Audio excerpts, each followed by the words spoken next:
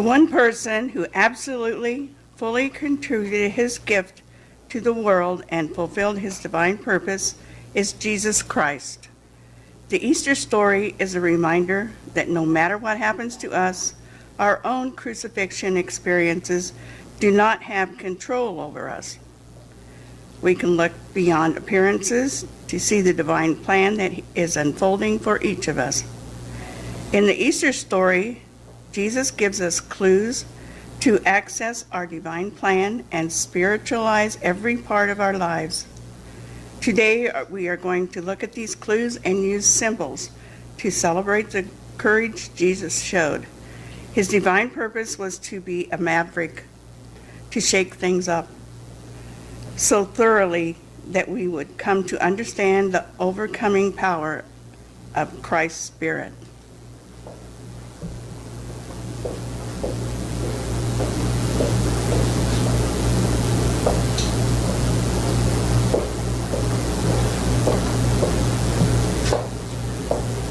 I place this first symbol near our open tomb. Here is a Native American bear, a symbol of spiritual courage and power. Jesus spent his human life demonstrating courage so that we might find the courage to overcome our experiences, courage to overcome the deaths of old patterns, ideas, and habits, and especially courage to open ourselves to our divine plan through our own resurrection.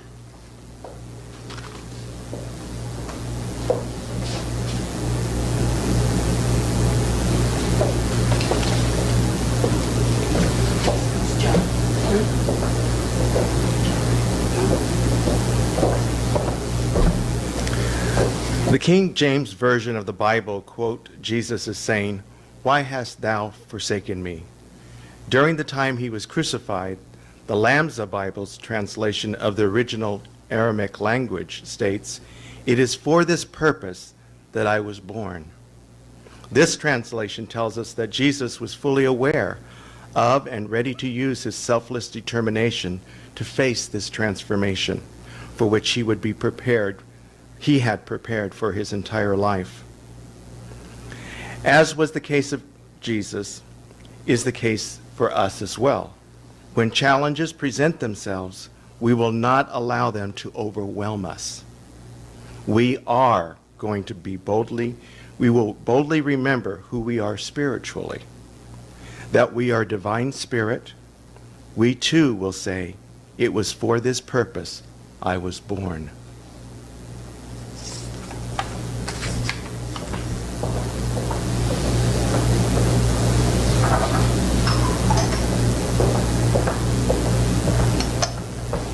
I place this egg with our symbol of resurrection, the tomb, the yoke that holds our individual code, which contains our plan to be as good as God sees us. The shell hardens around us and protects us while we grow spiritually. When it is our day of resurrection, we crack the shell and emerge to live the purpose for which we are born. You can follow the poem that's up on the screen. Me within, spirit without. Like a mime, I grope the constraints of the calcium walls holding me safely in the world. I'm becoming too big for this, I cry. Tap, tap, tap, I start the process of release, learning, expanding, preparing myself until crack. I break the shell and emerge ready to live my purpose. I am born today, me without, spirit within.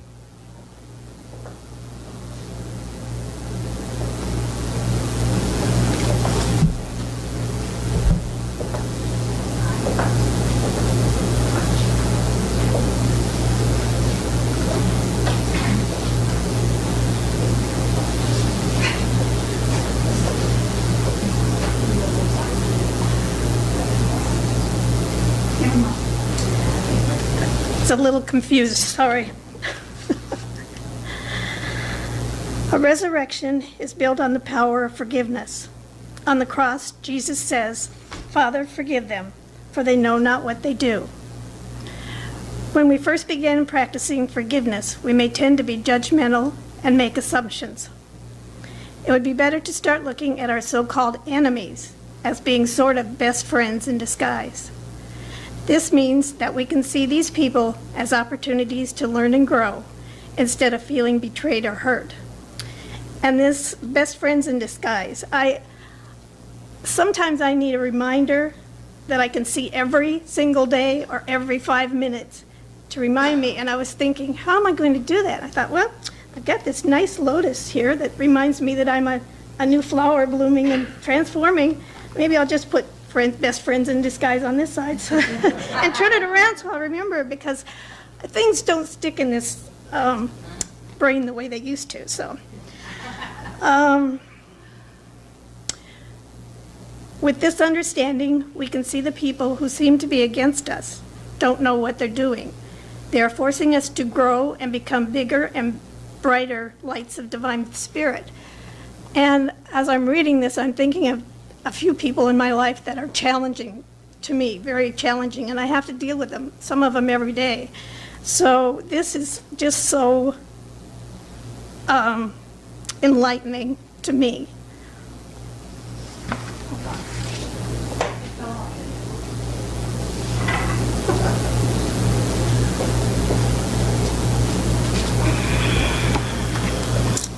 I now place a butterfly near the tomb to represent the transformation to our spirit-centered lives. We forgive our enemies, the people and circumstances who have helped us grow from pain and suffering to a life of joy and freedom.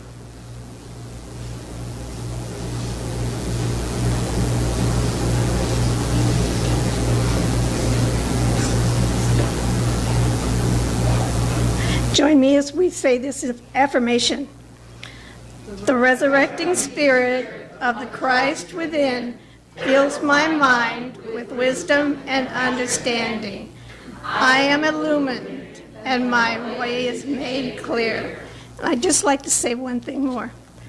This service is more meaningful to me, so far, and we're only partway through it, than any Easter service I have ever been to in my entire life. This is just amazing. Thank you, Lynn, for it.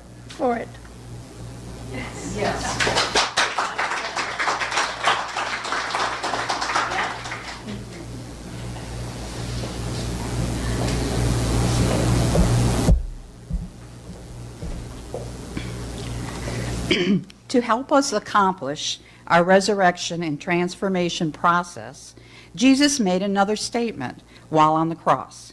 Jesus, crucified between two thieves, tells them both, "Today thou shalt be with me in paradise." One thief had regrets about the past. The other thief was feeling fear about his future. Don't let regrets over things that happened in your past or fear about your future keep you from feeling good about your here and now, your present circumstances. Today, the presence is the bridge between the past and the future. I'm going to go get the bridge.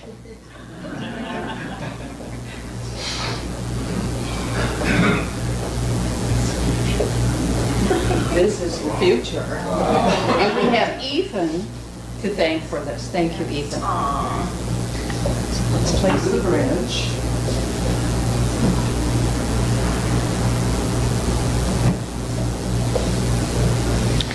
This bridge symbolizes what Jesus wanted us to know. First, it is not our past that determines our current experiences. So you could say this side would be our past. It is our thoughts about the past that hurt us.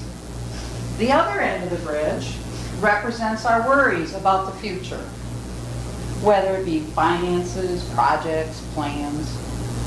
Jesus, by using the word today, refocuses our attention to accept the Christ presence within us and stay focused on the here and now, the present moment.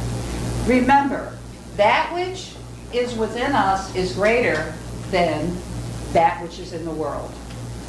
And now we're going to sing a nice song.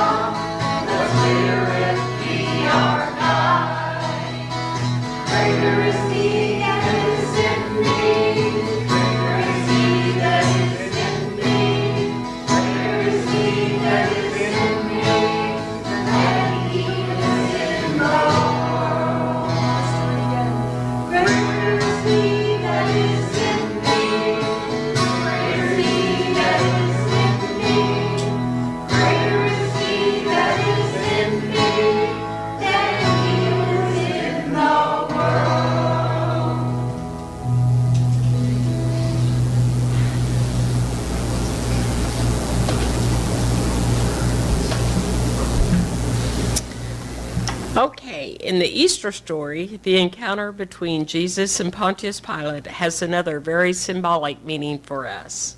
Pontius Pilate represents all the circumstances that at times seem to overwhelm us. Pilate tried exerting power over Jesus by asking him several questions. Jesus clearly stated that power did not lie with Pontius Pilate, but with God. Jesus was showing us that no situation, circumstance, or authority figure had any power over him. In our own lives, we may at times be facing some type of Pontius Pilate. There may be people in our lives who think they can control or manipulate us, someone who thinks he or she has the final say about our prosperity or happiness. People may think that if they are in or out of our lives, our joy depends on them. We may have even helped them to think that by our comments or actions. And we might have unknowingly done a little of that ourselves.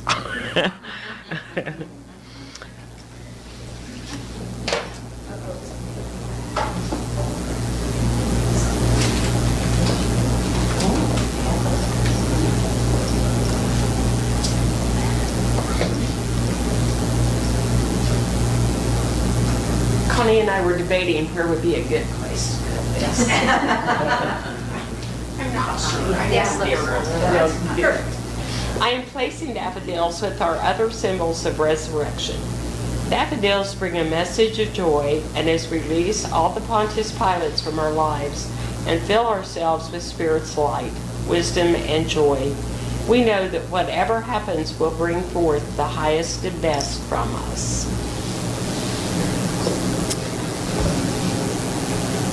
And the quote for this, the joy we feel has little to do with the circumstances of our lives and everything to do with the focus of our lives. And I too would like to compliment and thank Lynn for all that she did. This has been a very meaningful service, so thank you.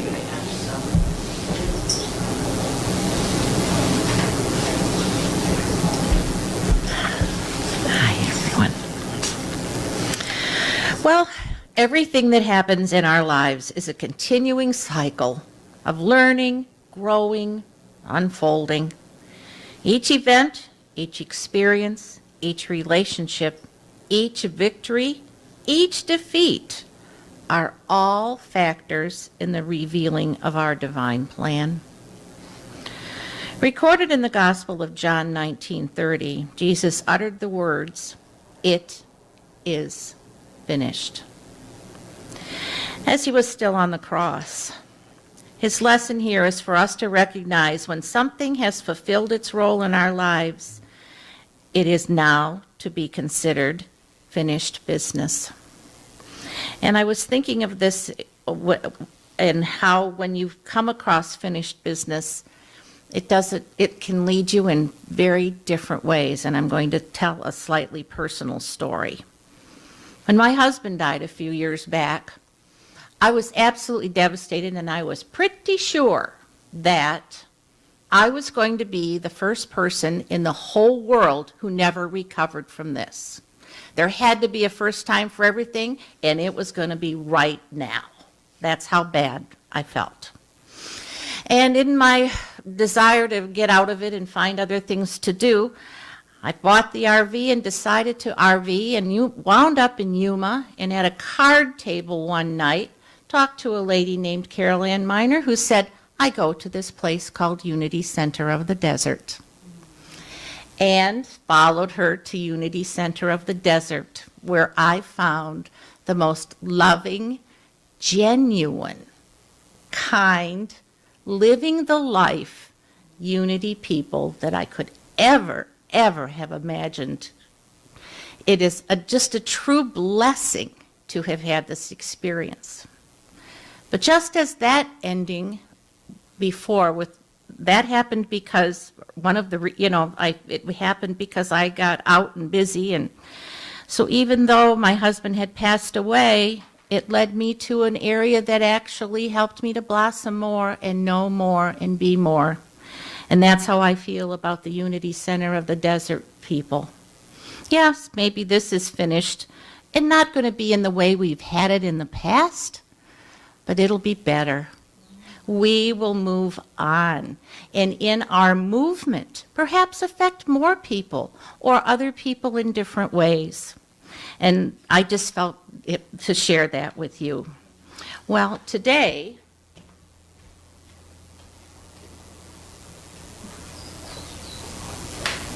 I have a cross. I have a cross to symbolize letting go of painful or difficult experiences. Learn the lessons from them quickly and let it go. And be finished. Be finished with the grudges, the hurt feelings, and unhappy memories. Greater good is now in store, and we lay the past to rest. It is finished.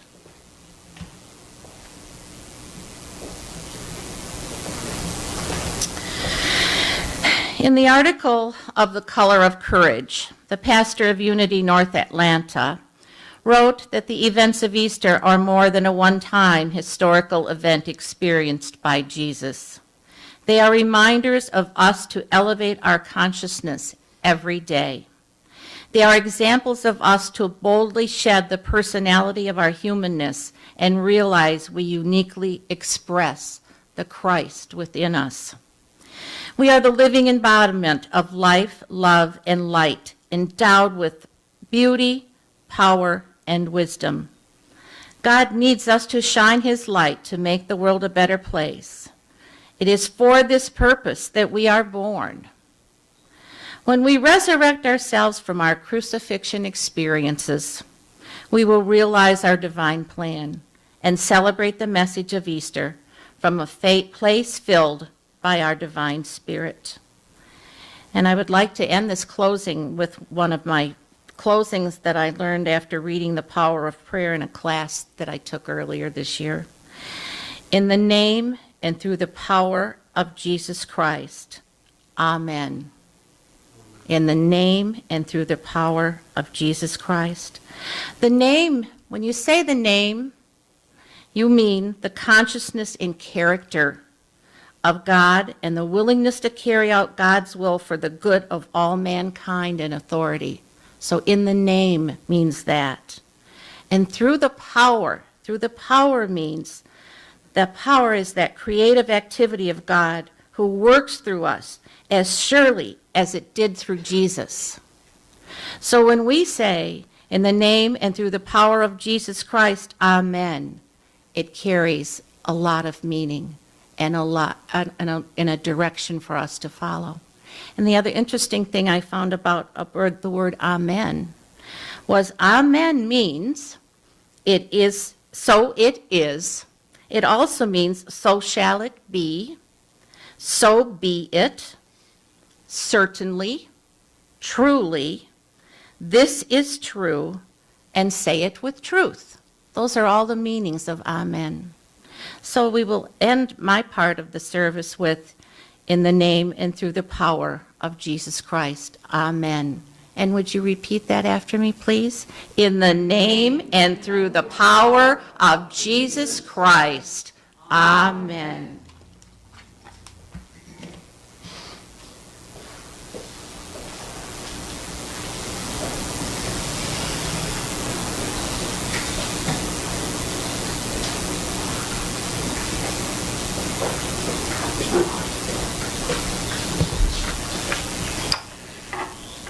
This Christ that she found, the way he appeared, brought joy to her heart, and she no longer feared. And we in our own hearts can find the Christ there, to be guided by words that he came here to share. The message he brought was brilliantly clear for all generations of people to hear. The thing that I do, you will do too. So as we recall that first Easter day, and we turn within for a time to pray, we experience peace in our heart and in our mind, for it's there deep within the Christ we find. Now I'd like to lead you in a meditation.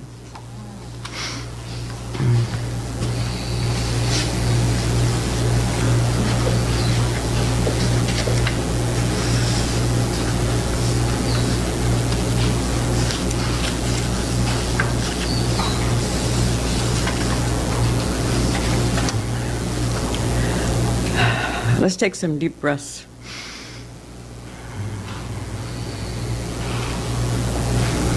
And I too, this has been a very meaningful Easter to me too. And I want to thank Lynn and all of you ladies that have participated. The coming together of the Christ, because that's who we're representing.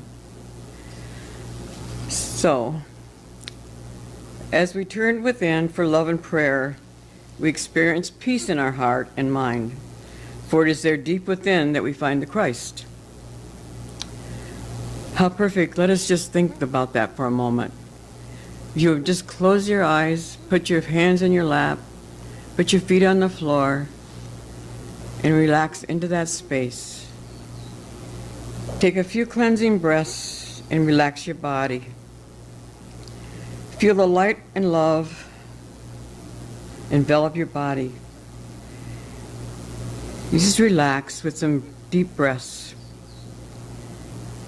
Then let's feel this white light all around us. Feel this white light in the top of our head. Feel it moving down through our body. Feel it awakening the 12 powers in our heart, and wisdom and power. Let us feel that strength, knowing that the Christ is with us. In Romans it says, do not be conformed to this world, but be transformed by the renewing of your mind.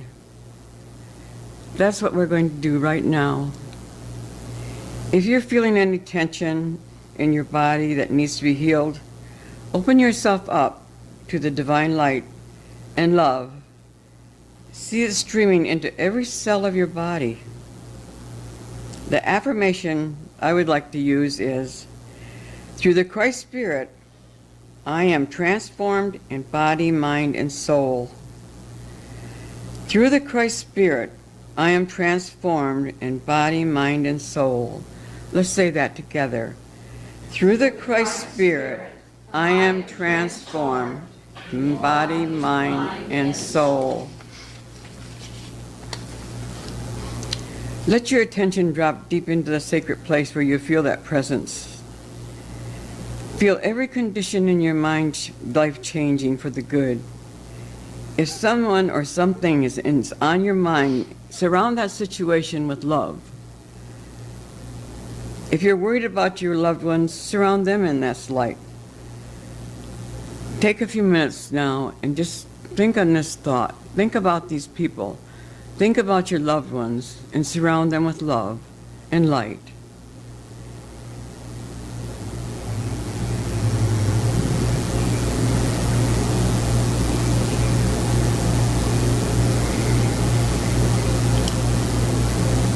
As we return, let us affirm, through the Christ Spirit I am transformed in body, mind, and soul.